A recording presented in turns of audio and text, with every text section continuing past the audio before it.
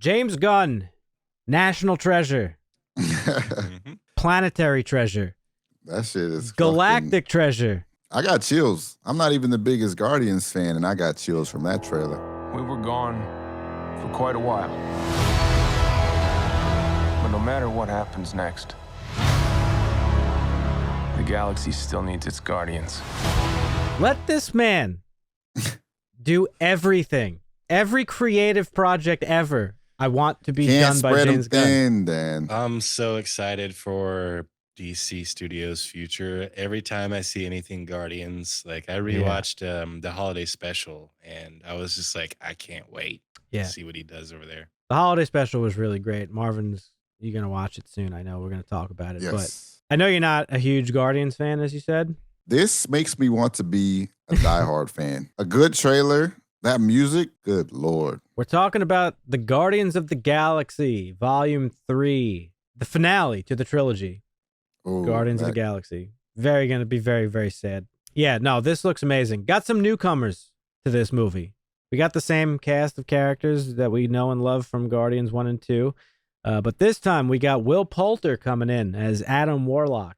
Highly anticipated character. We got, I'm going to butcher this name, so I apologize. Chukwudi Awuji as the High Evolutionary. And the little synopsis here on IMDb says, still reeling from the loss of Gamora, Peter Quill rallies his team to defend the universe and one of their own. A mission that could mean the end of the Guardians if not successful. Now, we've talked about this a little bit, speculated. I don't think it's that big of a mystery, but this is going to be exploring Rocket's origins.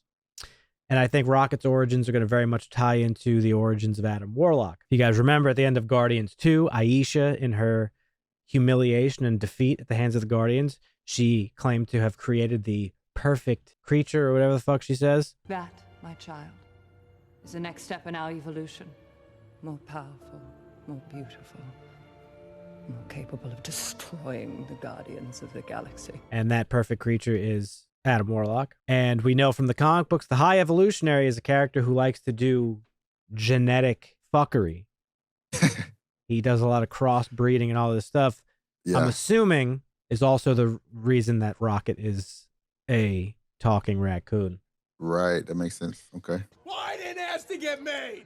So it seems like these two paths are going to cross. If I had to guess, Adam's going to be partial villain for the film, team up with them, and then end up fucking helping them take out the High Evolutionary. Another big plot thread that we have to see get tied up, and it's very interesting that they just have her in the trailer. There's some little cleanup they got to do with our girl Gamora at the end of Avengers Endgame. Mm-hmm. This is not the same Gamora that we know and love. That Gamora got sacrificed by Thanos for the Mind Stone. This Gamora, this shit. This Gamora is a alternate reality. What's the designation? Good. Variant. Nothing means anything because there's always another one. Well, my buddy Ed, shout out to Ed, always doing that shit. He said the same thing. He's like, I kind of feel like having Gamora in it kind of reduces that sacrifice. That's what I'm saying, man. Even though it wasn't like a self-imposed sacrifice, she was just tossed over the fucking edge by Unless Thanos. she dies again, or, you know. Well, I made the argument, like, James Gunn really cares about these characters. And just like they're a family in the movies, they're all a family in real life at this point. Right. At Comic-Con this year, their like get-together was like very emotional on the stage, knowing that it's the finale. This is the last time they're probably all going to be together. I don't think James Gunn would do something that could potentially ruin that the emotional impact of losing Gamora. I think he will match it by bringing her back. So I think he will be handling it responsibly, hopefully. But I get where you're coming from. Do you think they all make it out alive? I think we lose. No. I was about to say, I'm just going to go ahead and ask it. Does Rocket die here? I don't think so. I think it's going to be Drax. Maybe. I think Rocket is the obvious choice, but I think it's going to be Drax. Drax is the one character whose past we haven't really fully explored. We know that we know that his wife and family were murdered by Thanos. I don't know. He's still tormented. Like, he lost his wife and kid. Like, you don't just get over that. Right? Yeah. And as we all know, as if any revenge flick or story period will tell you, revenge doesn't make the pain go away. So, He is the one that said he True. hates a story where no one dies. yep, Ooh, shit. he did. And we know that this is his. I agree with him. I hate that too. We specifically know that this is Dave Bautista's last one. He has Yeah. Yeah. made it a point to say it numerous times. He's old. He doesn't want to do it anymore. It's too much work. I think at this point, James Gunn taking over DC, pretty clear that this is his last soiree in Marvel for now. Anyway, This is the MCU's problem. yeah. But that's What? not. Wait, what is that? Movies that go on for Too a long? decade or better where actors quit and Oh. then they have to kill them off or replace them. Yeah. Well, what I was gonna say is so those are the only two like pretty, I say, confirmed cases of like never coming back. That's not to say that like Peter Quill, like Chris Pratt might not. Who's to say he won't come back? Bradley Cooper. Hey, as how many Rocket. times does he want to play Peter Quill? Like, Right, that's what yeah. it depends on. But I'm just specifically noting like the hard out people is at this Yep. point Gunn and Batista. We see there's a scene where Peter Quill's like fucking scream crying. So something bad's going on. You got some emotional stuff from Rocket. I can't wait to see all Yeah. the fucking 2024 tattoos that come of this fucking movie with dialogue like what Rocket said, we'll all fly away together one last time into Phew. the forever and beautiful sky. Woo, baby. And of course, we are Groot. I might get that shit Yeah. tattooed on me That at was some point. fire. That Maybe was Vin fire. Diesel's the one that's done with. Because But- we are Groot. Wasn't there a lot of scenes that looked like this is like Rocket's last moment or something? Yeah, that's what I'm saying. It makes it seem like that. It does. Yeah. But that's what I'm saying. It's like a little too obvious to put in the trailer.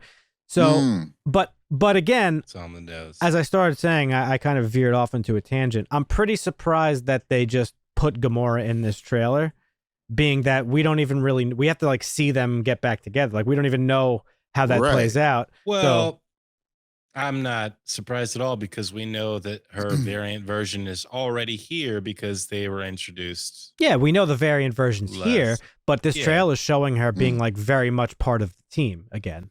Oh, well, then the manner in which they showed her. Yeah, Yes. I guess like showing her is one thing, the manner in which Yep. they show her is another. So I can get That's No, what I it's mean. fine. It's gonna be a catch up moment like the first episode of She-Hulk where they just explain everything in 5 minutes. Maybe. Yeah, maybe. We'll all fly away together. One last time. Into the forever and beautiful sky. What's the runtime gonna be for this movie? Runtime, let's see. I hope it's like 4.5 hours. Right. It doesn't have one yet, I guess. They're keeping that secret.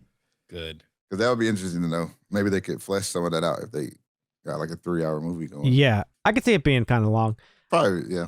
I got into a little tiff on TikTok earlier today. You getting into fights on TikTok now? You got to stop. Oh yeah, it wasn't a It's fight. getting crazy. I guess You my literally said attacking I got into a fight children. on TikTok. well, hear me out. There's a content creator on TikTok. He's a comic book guy. Really, really knowledgeable about comic books. Probably one of the most okay. knowledgeable people I've seen talk about comic books on the internet. And he did a video today talking about the Guardians trailer. Well, he uses like movie stuff to bridge into like actual comic book stories. So his video was okay. about a Star-Lord thing. I think he was talking about Star-Lord's origins in the comics. But he said in the video that James Gunn is forget exactly what he said. He said something is like he's a undisciplined writer was the words he used. So I replied, undisciplined, question Yo. mark. Are you one of those people that think Zack Snyder's Superman was super mature? And then me and him started going back and forth. And he was like, it's like, how dare you accuse me of being a Snyder fan? Those are fighting words. I That's couldn't great. disagree more. I think James Gunn is an extremely disciplined writer. Thoughts? Yeah. I mean, what does he mean by undisciplined? Like he just writes willy-nilly shit, or like what does he mean He by was that? specifically referencing the fact that in this trailer, Drax throws a ball at a kid's head. He's like, would the person who lost his wife and daughter do that to somebody? What? Yeah, I don't know. It was a It weird It ain't that criticism. deep, bro. I know. Yeah, Drax would 100% do that. Drax. Yeah, he's Drax. I was dead as soon as I saw that scene. I was like, Yeah. That shit was God. fucking. It was very What? To say that I'm excited about this movie is a massive understatement. Guardians is so good, dude. It's like the stories are they're so full of heart and charm and like all that great stuff. And I love the fact that he's crafted a story about this ragtag group of people that would never ever like be together for any other reason, and it's about them becoming a family. You know, Guardians 1 was about them becoming a team. Guardians 2 is about them becoming a family. So what is Guardians 3 going to be about? That's what I'm curious. And Marvin, since you brought it up in the beginning, just in case, if you wanted to listen to it, spam it on repeat until the movie comes out and beyond. The song in the trailer is called "In the Meantime" by a band called Space Hog. Okay. In the meantime. Yeah, and it's a different mix in the trailer. So, Right. but it's a great song nonetheless. Okay. It's a classic. Yeah. That was fire. Sad. It's going to be a sad and yeah, because this is the end of an era. Yep. Really, like if you think about the MCU Mm-hmm.